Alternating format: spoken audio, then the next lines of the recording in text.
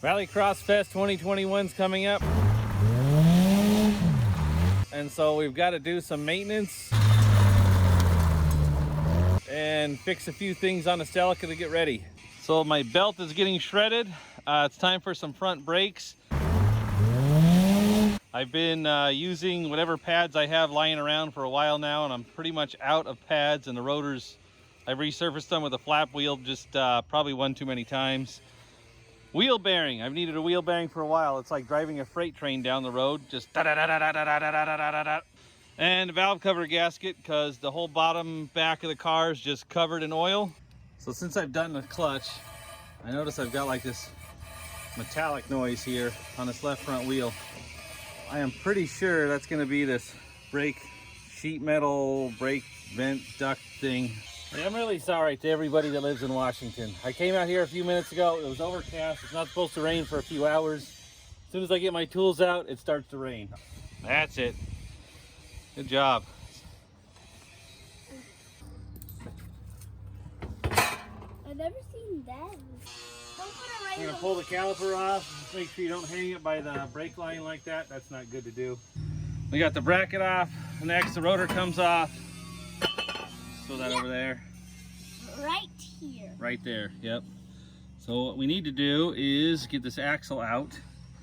The bearing is right inside here. Here's the hub.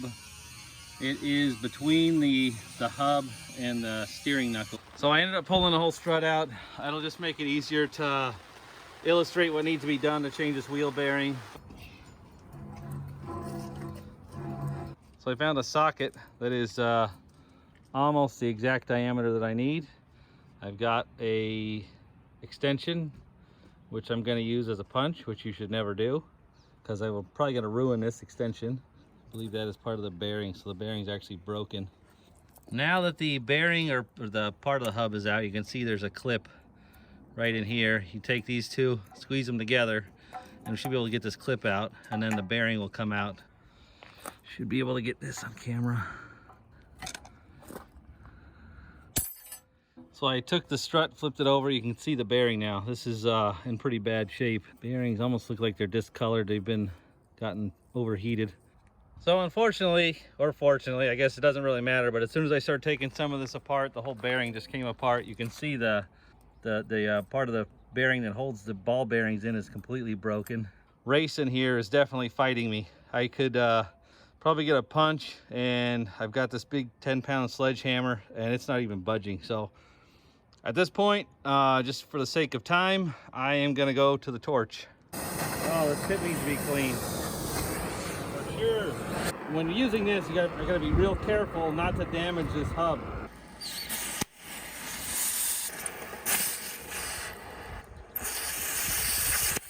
All I'm really trying to do here, I don't want to cut all the way through the bearing. I'm just trying to make a bit of a relief cut.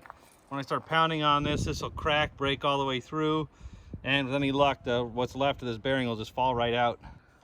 So far, this is working pretty good. I actually just hit this a couple of times. There's actually, I don't want to touch it, it's really hot, but right into here, there's a crack actually opening up. So this is actually starting to push through now. Making some more progress here.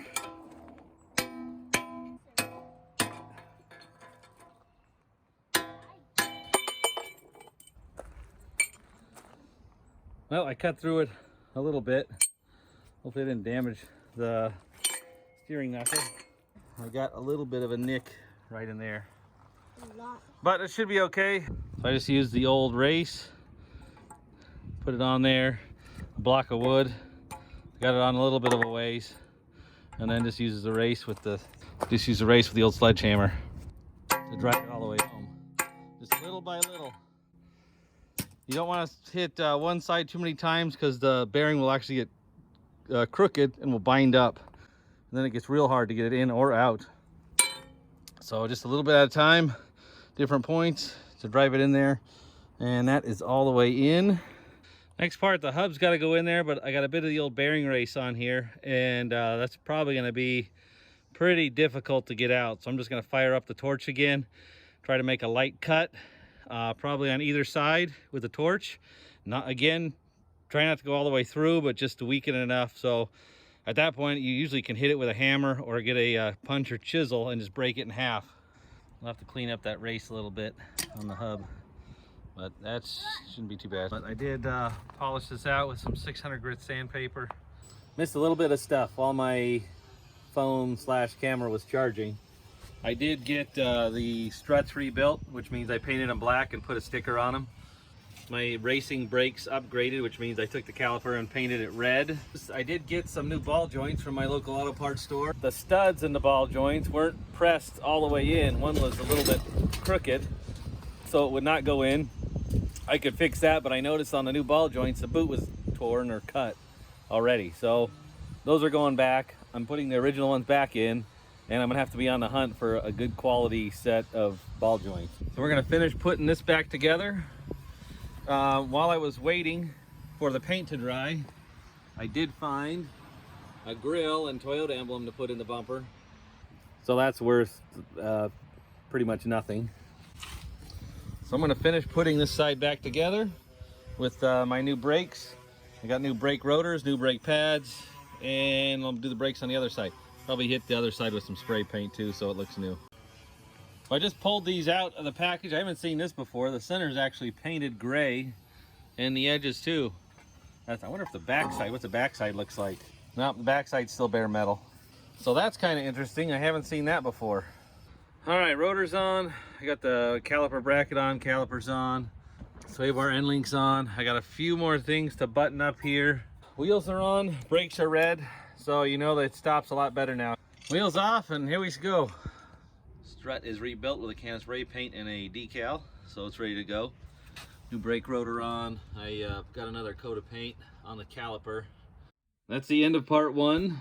Keep an eye out for part 2, where we continue 2000 Celica GTS for Rallycross Fest or some future Rallycross race. Please make sure you subscribe. There'll be some links to some other videos if you are interested in more Turlo's Garage content or the build of this car, and I will see you in the next video.